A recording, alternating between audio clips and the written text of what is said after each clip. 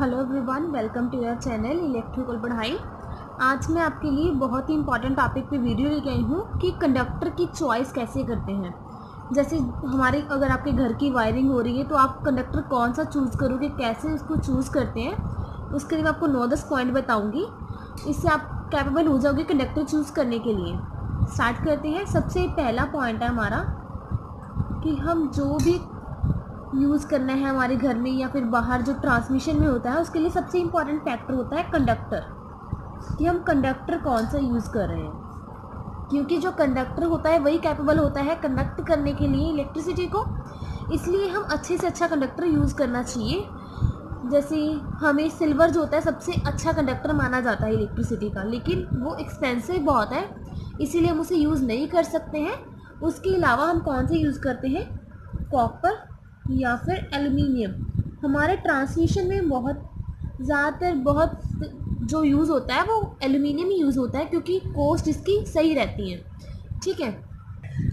और हमारा next point है उसका वेट। जो कंडक्टर हमने यूज़ करना है उसका वेट कम से कम यूज़ करना चाहिए। देखिए, जैसे हमें ट्रांसमिशन में लगाना है, दो पोल्स के बीच में अगर हमें कंडक्टर लगाना है तो हमें कंडक्टर का वेट कम से कम होना चाहिए। हम जो यूज़ कर रहे हैं उससे क्या होगा कि वो पोल्स के ऊपर अच्छे से लगा रहेगा, पोल्स टूटेंगे नहीं। अगर वही कंडक्टर का साइज़ जो है बड़ा हो जाएगा, उन्हें पोल्स भी थोड़े मजबूत बनाने पड़ेंगे, उनकी लेंथ ब्रेड्थ वगैरह बढ़ानी पड़ेगी। इसीलिए पोल्स जो वेट रहता है वो बहुत इंपॉर्टेंट फैक्टर रहता है। उसके बाद जो आता है हमारा थर्ड है करंट कैरिंग कैपेसिटी। अब जो करंट कैरिंग कैपेसिटी है वो हर कंडक्टर की अपनी अपनी होती है, लेकिन जो करंट कैरिंग कैपेसिटी हमने लेनी है वो ज़्यादा से ज़्यादा होनी चाहिए उसकी current carrying capacity. Current carrying capacity से क्या होगा कि वो ज़्यादा से ज़्यादा करंट कैरी कर पाएगा, और ज़्यादा करंट कैरी करने पे भी वो ओवरहीट ना हो, वो ख़राब ना हो करंट जो हमारा कंडक्टर हमने यूज़ किया है। इसके बाद हमारा फोर्थ पॉइंट जो है वो है resistance and impedance. Resistance and impedance का मतलब क्या होता है, मैं आपको छोटा सा फंडा बता देती हूँ। इसमें रेजिस्टेंस क्या होती है और इम्पिडेंस क्या होती है। रेजिस्टेंस जो होती है वो हमारे डीसी सर्किट्स की होती है, और जो हमारी इम्पिडेंस होती है वो हमारी एसी सर्किट्स की होती है। मतलब क्या है कि हमारे जो रेजिस्टेंस है, हर चीज़ की अपनी अपनी एक रेजिस्टेंस होती है। अगर हमारी कोई वायर भी है तो उसकी भी रेजिस्टेंस होती है। मतलब अगर हम यहाँ पे 10 एम्पियर दे रहे हैं तो वहाँ पे 9.5 एम्पियर आएगा, जो थोड़ा है वो लॉस हो जाएगा। ठीक है, ये रेजिस्टेंस की वजह से होता है। ठीक है। और उसके बाद हम नेक्स्ट पॉइंट की बात कर रहे हैं, हमारा fifth point mechanical strength. Mechanical strength बहुत ही इंपॉर्टेंट पॉइंट है। मैकेनिकल स्ट्रेंथ का मतलब है कि वो बहुत ही ज़्यादा मजबूत होनी चाहिए। अगर उसको हम तोड़ते हैं या काटते हैं तो वो आराम से कट जाए, लेकिन वो ये नहीं है कि वो ख़राब नहीं होनी चाहिए, अपने आप टूटने वाली ना हो। ठीक है। वो ज़्यादा से ज़्यादा अगर हम उसे मोड़ तोड़ कर रहे हैं तो वो उसे बर्दाश्त कर सके। नेक्स्ट पॉइंट है हमारा फ्लेक्सिबिलिटी। जैसे देखिए, हमने ट्रांसमिशन लाइंस में या फिर हमारे घर पे भी अगर हम कोई वायर लगा रहे हैं, वहाँ एक रूम से दूसरे रूम तक लेके जा रहे हैं, तो वहाँ पे जॉइंट्स तो पड़ेंगे, मोल्ड भी होगी वायर, है ना। तो वो मोल्ड होते समय वो फ्लेक्सिबल होनी चाहिए, मोड़ते समय वो टूटे ना। ये होती है फ्लेक्सिबिलिटी।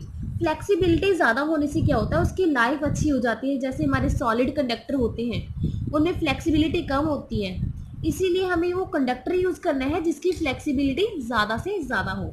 नेक्स्ट पॉइंट है हमारा लाइफ। जो भी कंडक्टर हम यूज़ कर रहे हैं उसकी लाइफ ज़्यादा से ज़्यादा हो, जिससे वो हमारा इकोनॉमिकल बन जाएगा। इकोनॉमिकल बन से क्या होगा कि हमें बार बार उस पर खर्च करने की ज़रूरत नहीं पड़ेगी, हमारी कॉस्ट जो है वो कम हो जाएगी।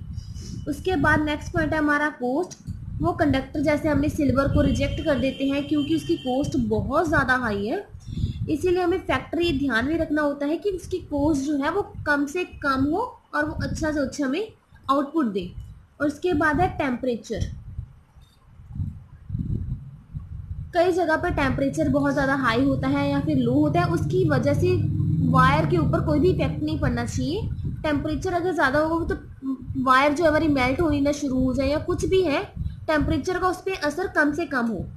10th पॉइंट है हमारा इंसुलेशन। अगर हमारी वायर घर के अंदर यूज़ हो रही है, केबल यूज़ हो रही है, तो उसकी इंसुलेशन अच्छी होनी चाहिए। इंसुलेशन अच्छी होने से क्या होगा कि टेम्परेचर अगर बढ़ भी जाता है तो उसकी इंसुलेशन पिघल के खराब ना हो, ब्रेक ना हो, टूट ना जाए। ठीक है। उसके बाद हमारा 10th पॉइंट है साइज। साइज जो है वो कंडक्टर का कम होना चाहिए। साइज कम होने से क्या होगा कि उसका वेट भी कम रहेगा। वेट कम रहेगा तो इजीली कहीं भी उसे लगाया जा सकता है, खराबी नहीं करेगी वो। आप चाहें तो पेज का स्क्रीनशॉट भी ले सकते हो। अगर वीडियो अच्छी लगी हो तो लाइक करना मत भूलिएगा। चैनल पे न्यू है तो सब्सक्राइब जरूर कीजिएगा, साथ ही में बेल आइकन जरूर दबाइएगा, जिससे आपको मेरे नई वीडियोस की नोटिफिकेशन मिलती रहेगी सबसे पहले। Thank you. मिलेंगे फिर से एक नई वीडियो के साथ।